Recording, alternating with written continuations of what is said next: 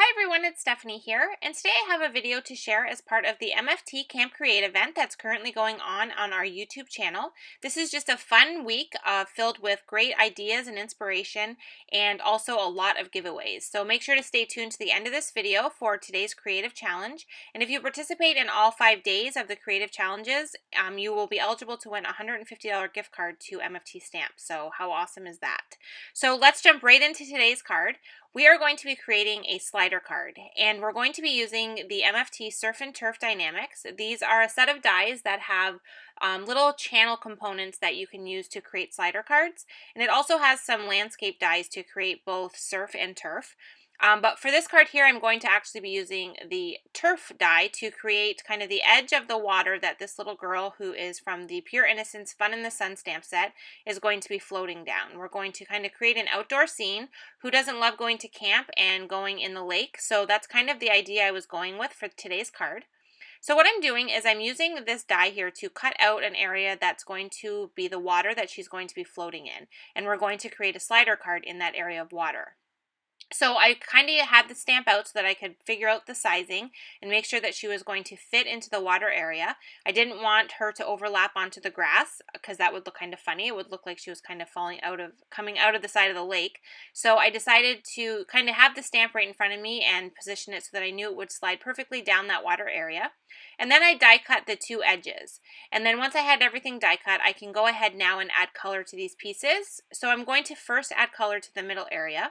And since this is supposed to be the water, I'm using some Peacock Feathers ink. This is just a really nice aqua color ink. And I added color to that whole section. And now I'm just taking some Mowed Lawn ink with another ink blending tool, and I'm adding color to these outside pieces, and these are going to be the grass area. Now I wanted to kind of transition the grass and the water together a little bit better, not just to have the green and the brown, or the green and the blue kind of right against each other. So I took some cracked pistachio ink, which is kind of like a minty green color, and I went along the edges of both the water and the grass pieces just to kind of draw in a similar color to all the edges, so that when I put these all back together, they kind of look like they go together a little bit better. And then I'm also going to add ink to a separate piece you saw there, and that's just going to be for the area behind the slider because we want that to look like the top area so that it doesn't stand out a lot. You'll see when we put that part together. Now for a little bit more detail and dimension, I love to add some water over top of Distress Inks and kind of soak it up with a paper towel. And you can see the great detail and dimension we're left with by those water splotches kind of being throughout that ink. I just love that look, and it's something that I find myself doing a lot lately with cards. It's just a great way to add texture, especially to something like this, which is supposed to be water and grass. I also added some water to that background area and dabbed that up with a paper towel as well. And now we can set that aside and work on the actual slider portion of the card. So I've taken the same stamp and I've kind of positioned it over top of the water to figure out where I want her to slide up and down. And I've taken the Surf and Turf die, just the straight slider channel, and I've taped that right over top of the water area. And then I just ran it through my die cut machine. Now you want to be careful if the paper is at all still wet from doing the spray of water, because it will tear. So you just want to be careful if it's not fully dry. Just carefully remove that tape. And then we're left with this cool open area that is going to allow her to slide in the water. And you can see there when I position it over top of that background piece that we created, that's just going to make it so that because you're going to be able to see through that channel when she slides back and forth. And that just makes it so it looks like it's all one piece and you don't have stark white showing through like you're going to see right here when I adhere this on. So what I'm doing is I'm adhering the pieces onto a 4 1/4 by 5.5 inch panel, and I'm just kind of putting all the pieces back together how they originally were before we die cut everything. And you can see they kind of just fit perfectly, and they kind of blend together like I mentioned earlier because I added that little bit of cracked pistachio to both of the edges. All the pieces kind of blend better together, and it's not like a really stark difference between the water and the grass. And now I'm going to put that same channel die into that opening and cut through the background piece of cardstock because we need that to be completely open in order for her to be able to slide. Now that I have that done, I need to actually get her created and colored. So I set everything aside that I did for the background piece, and I just went ahead and stamped her onto a piece of smooth white cardstock, and I just used my Mini Misty to make sure I got a nice even stamped image. And now I'm going to take some Copic markers and I'm going to color in this image. My original plan was to die cut her with a coordinating die, so I was being careful to kind of stay in the lines and not, kind of go outside of that inked area. But then I decided after I fully had her colored that I liked her better without the border, so I ended up cutting her out with scissors. So I could have went a little bit quicker here and kind of just got messy and didn't take too much care to make sure I stayed in all the lines. But because I didn't realize at the time that I was not going to use the die, I did, take my time with it and colored in all of the areas. I used a few shades of pink for the raft that she's floating on. I didn't want to have too much crazy color going on, so I didn't want to do like a rainbow or anything. I decided to just stay pretty neutral, use a few pink shades, and do a tiny bit of shading. And then for her, I did her hair in brown and colored in her skin. And then I also colored in her swimsuit with some aqua colors. I really like the look of aqua on this image, but I didn't want to do her raft in aqua because I didn't want her to blend too much with the water that she's going to be floating on. So I decided to incorporate the aqua into her swimsuit, and it just kind of helps pull the colors from the background area into the card and not make it look like there's too much going on.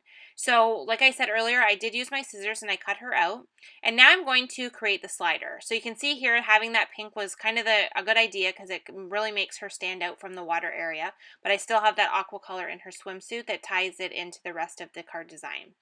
So now I have the MFT spin and slide discs. These are just tiny little plastic discs that you can use to create your slider. And I also have the little white circles that I've cut out with the surf and turf dies, and I'm going to assemble the slider portion of the card.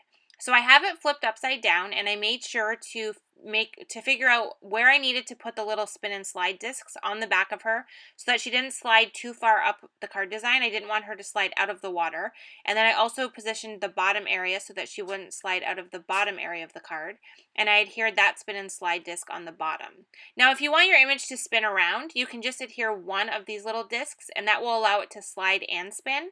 I didn't want her to spin, mainly because the image would be so wide sideways that it would look like she's spinning into the grass area. So I just wanted her to be able to go back and forth. So having two in this channel is what stops the spinning from happening and makes it just a slider card. So it's completely up to you, whatever it is you're trying to create, if you want it to spin and slide or just to slide. So I added some matte multi-medium to the back of the girl and then added those little discs on top. And then I also added some more glue to the back of the discs on the top side and then added the little circles on top of that. And I'm going to set this aside to dry. You just want to give it a few minutes before you start to move it around a lot because it is liquid adhesive, so it does take a little bit of time to dry. To make her slide up and down the channel freely, you do want to add some foam adhesive to the back of your panel. This just allows a little bit of space underneath so that those little discs have that room to kind of slide up and down that opening.